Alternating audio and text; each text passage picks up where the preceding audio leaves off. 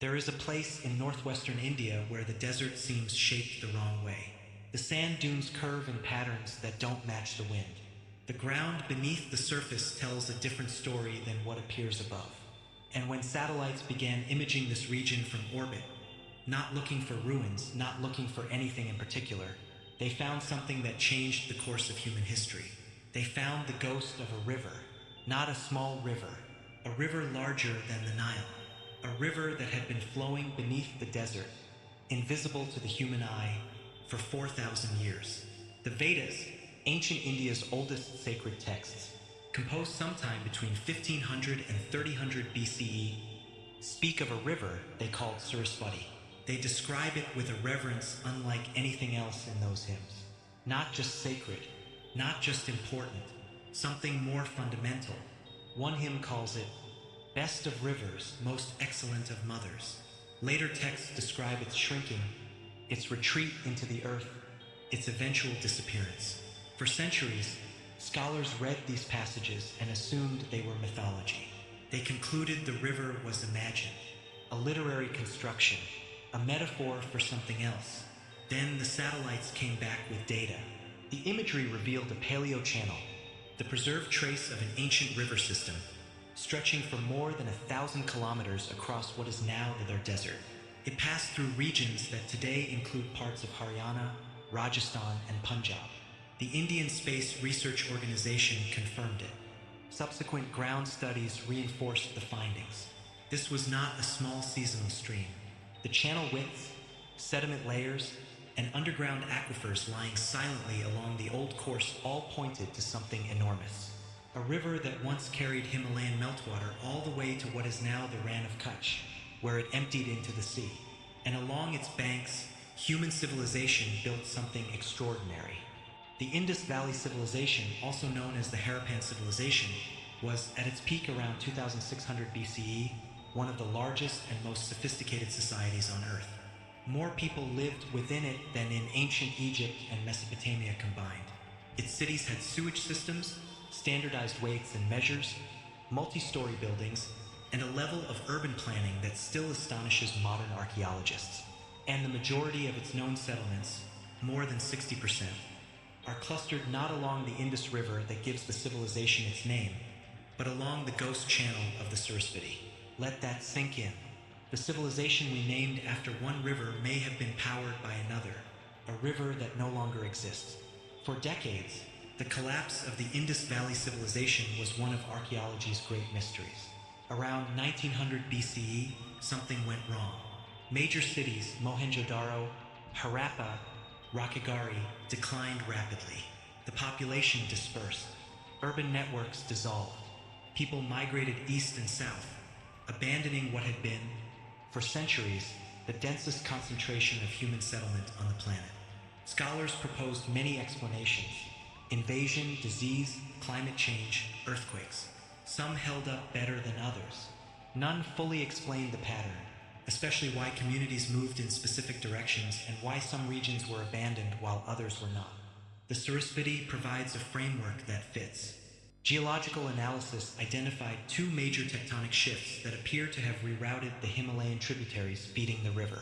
The Sutlej, once a major contributor, was gradually captured by the Indus system to the west. The Yamuna, feeding from the east, turned south toward the Ganges. What remained of the Saraswati was cut off from glacial sources. Without snowmelt, monsoon rains alone could not sustain a river of that size across the increasingly arid Thar. The river did not vanish suddenly. It thinned, it retreated, it became seasonal, then intermittent, then dry. And the civilization built around its permanence faced a water crisis unlike anything in its history.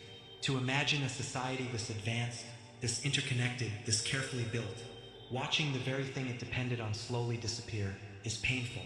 Communities along the Saraswati did not simply collapse. The evidence suggests something more complex, and in some ways more haunting. Many migrated. They moved toward the Ganges-Yamuna plains. They moved toward the coast. They carried with them their knowledge, craft traditions, and elements of their culture, adapting and transforming. Some researchers argue that the beginning of the Vedic period in the Ganges Plains may partly represent the arrival of Saraswati's people. The river they left behind became the river they wrote about. Sacred, lost, mourned. The Vedic hymns describing Saraswati's disappearance, her drying into the desert, her retreat into hidden places, were once read as metaphor. Now they read like documentation, but the story opens into something larger than one river. The underground aquifer systems along the old Saraswati Channel are still there. They still hold water.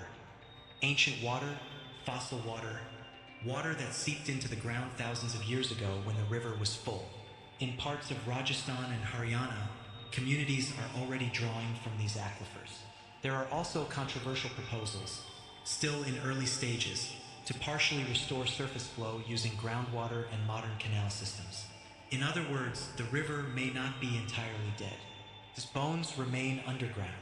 Whether that water can or should be recovered at scale is a question with enormous political, ecological, and engineering implications. But the fact that it is even being discussed makes this lost river unusual.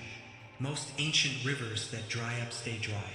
The Saraswati is being considered for a kind of partial resurrection.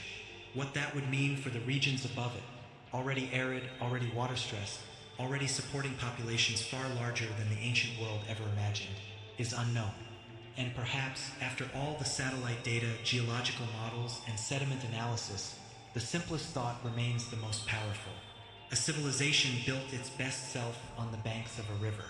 While much of the ancient world was still mastering basic resource management, they built cities with indoor plumbing. They traded with Mesopotamia, maintained peaceful urban centers for centuries, and developed a script we still cannot fully read. Then the earth shifted, not violently, not dramatically, just slowly, the way the earth always moves when no one is watching. And the river began to disappear. There was no enemy, no disease, no war, no single catastrophe, only water, less and less of it, season by season, generation by generation, until one day, children who grew up on the banks of a great river had never actually seen it full. What do you do with a world built around something that is no longer there? The descendants of those people are still here. The water is still underground. The hymns are still being sung. And for 1,000 years later, a satellite looked down at the desert and rediscovered what had been lost.